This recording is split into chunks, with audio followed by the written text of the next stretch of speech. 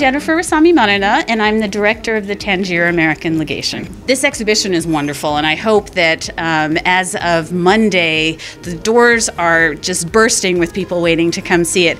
It tells a really important story of the history of the friendship between the U.S. and Morocco. And it is telling the story that is told in real life at the Legation.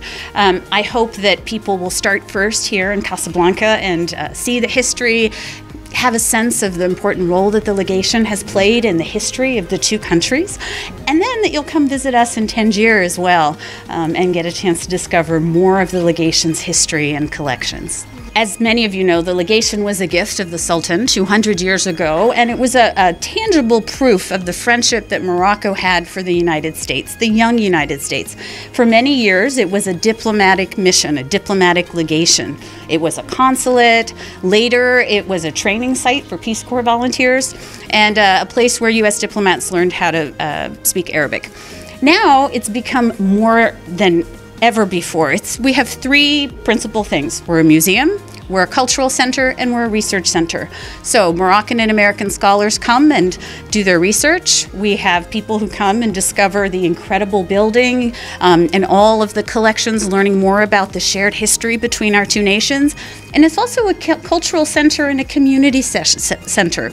We have helped over 3,000 women of the Medina learn to read and write in Arabic. We have helped young people expand their horizons through arts education.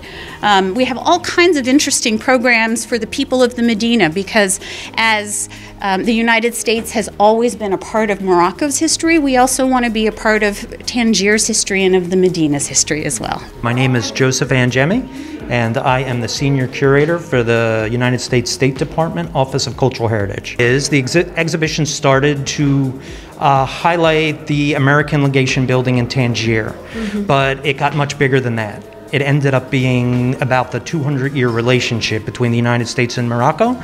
It is a very interesting relationship. Morocco recognizes the United States before we're even a nation. So it's maybe the most special relationship the United States has. I don't think I've enjoyed working in any other nation as much as Morocco. Okay. I've made these wonderful Moroccan colleagues on so many levels, and I've worked all around the whole world, and this is probably the most special to me. Well, I think that we share so many things in common. That's what I'm finding. There's this rich tapestry of people that live in Morocco, much like the United States. I think we share a lot of the same values, and so when I come here, it almost feels like home. So whenever you can make that happen, it becomes a special moment. My favorite things in the exhibition, one in particular I love the most is there's an instrument, a rabab, on the floor below where we are right now. And the instrument is beautiful. It was a gift from the king to Secretary of State John Kerry. So that's special and it's beautiful. But what I learned that's interesting to me is the rabab came from this area and made its way across the Middle East on the Silk Road. And everywhere it stopped, other peoples said, this is a wonderful sound, and they adapted it just this much.